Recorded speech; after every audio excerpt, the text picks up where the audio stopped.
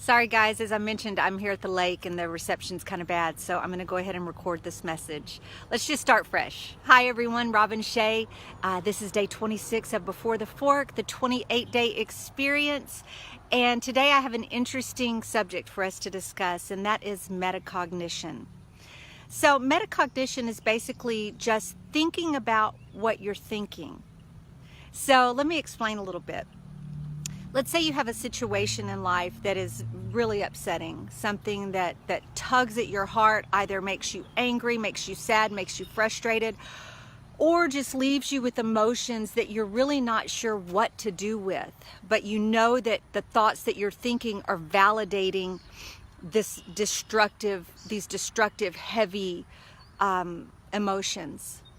Well, metacognition is the ability to look at the situation and say, how can I think about this differently? So you're thinking about your thinking. You're reframing the situation from multiple perspectives in order to soften whatever emotion it is that is disturbing you.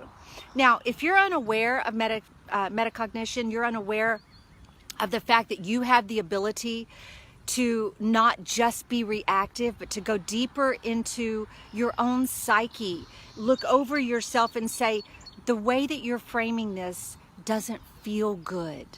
The hurt in your heart, the anger in your heart, the frustration that you're feeling, the guilt, the shame, whatever the ugly red, yellow zone emotion is, you have the ability to step into a higher idea of yourself, look down over the situation and say, you know what?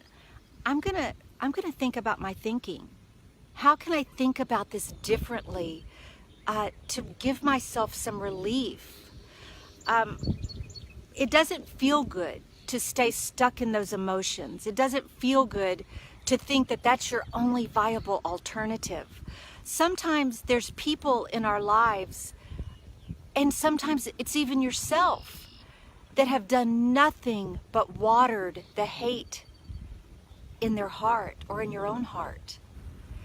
And sometimes we want to not sometimes, all the time, we want to deny the hate in your heart, the hate in your bones.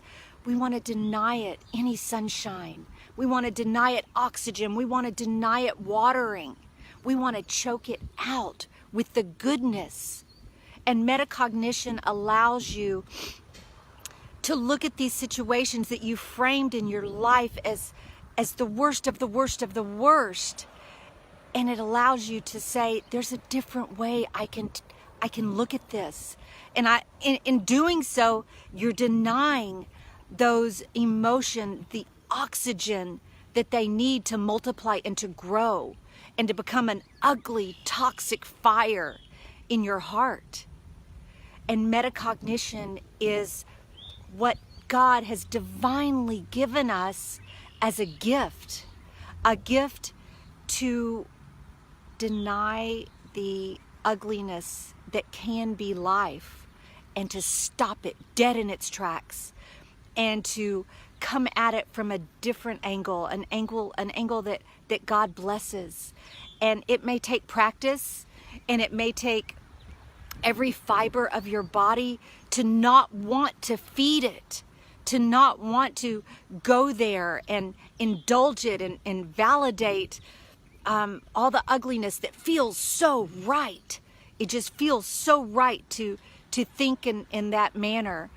But you know that there's a better way, that a way that connects you to God, and a way that connects you to the greater good, and a way that you grow spiritually and emotionally, a way that deepens your relationships. So my message for you on this beautiful, wonderful Sunday is spend a little bit of time today thinking about thinking. And when there's areas in your life that feed a side of yourself that you would rather put to rest, then start thinking about your thinking and come at it from 5,000 different directions. Come at it from 5,000 different perspectives. until you find the perspective that you feel most aligned with. And just like the happiness ladder, you may have to climb up some rungs in order to break the toxic cycle of destructive thinking. But metacognition is a way that you can do that. So give a little energy, spend a little time thinking about thinking. Choke out those negative emotions by starving them of the oxygen that they need to grow in their power and their strength within you. You can take this giant lion that's roaring in your heart, that's full of anger and frustration and rage, and you can start to just take the oxygen from it. And as you do that, it becomes smaller and smaller and smaller. And just so you know, this is nothing that I have mastered.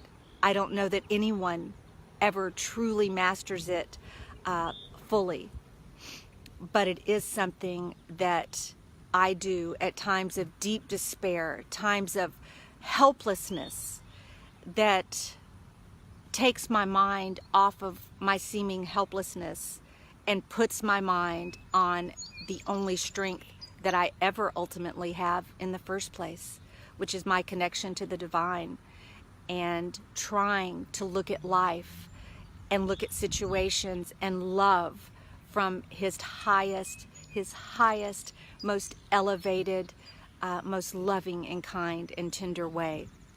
And this is a way that I can do that.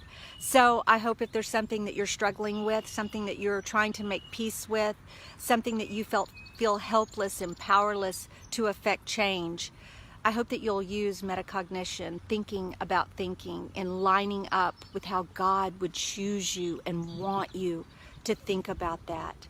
And just grow your connection to God. Remember, at the end of the day, it's between you and He anyway. It's not between you and anyone else. So by adjusting your sight and adjusting your vision, you're saying, God, I want to walk with you. I want to think as you want me to think. And that's all we ultimately have. So y'all have a super blessed day, and I hope that blessed y'all. Just sharing it helped me tremendously. Okay, talk to y'all tonight.